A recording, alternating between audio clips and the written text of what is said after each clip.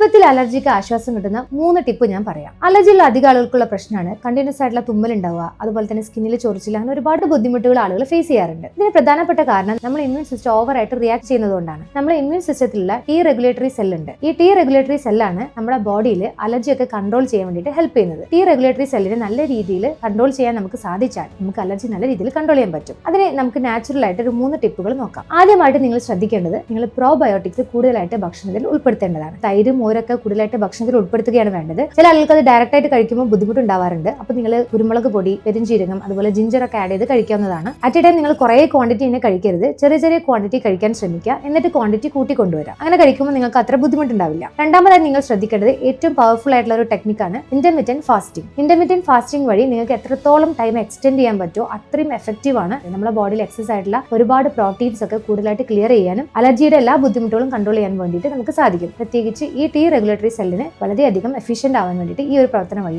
സാധിക്കുന്നതാണ്. മൂന്നാമതായിട്ട് ശ്രദ്ധിക്കേണ്ടത് വിറ്റാമിൻ ഡി സപ്ലിമെന്റ്സ് ആണ്. അലർജിയുടെ ബുദ്ധിമുട്ടുള്ള അധിക ആളുകൾക്കും വിറ്റാമിൻ ഡി ഡെഫിഷ്യൻസി കാണാറുണ്ട്. അപ്പോൾ നിങ്ങൾ തീർച്ചയായിട്ടും ബ്ലഡ് ടെസ്റ്റ് ചെയ്തിട്ട് വിറ്റാമിൻ ഡി കുറവാണെങ്കിൽ അതിനുള്ള സപ്ലിമെന്റ്സ് എടുക്കേണ്ടതാണ്. ശ്രദ്ധിക്കേണ്ട ഒരു കാര്യം, വിറ്റാമിൻ ഡി കുറഞ്ഞെന്ന് കണ്ടാൽ നിങ്ങൾ തനിയെ ഒരിക്കലും മെഡിക്കേഷൻസ് ചെയ്യരുത്. ഒരു ഡോക്ടറുടെ സൂപ്പർവിഷനിൽ മാത്രം നിങ്ങൾ അത് ചെയ്യാൻ ശ്രമിക്കേണ്ടതാണ്. ഈ 3 കാര്യങ്ങൾ വളരെ ഷോർട്ടായിട്ട് നിങ്ങൾക്ക് തോന്നാമെങ്കിലും വളരെ എഫക്റ്റീവ് ആൻഡ് പവർഫുൾ ആണ്. തീർച്ചയായിട്ടും നിങ്ങളുടെ ഫ്രണ്ട്സിനും റിലേറ്റീവ്സിനും നിങ്ങൾ മാക്സിമം ഷെയർ ചെയ്യൂ. Stay happy and stay healthy.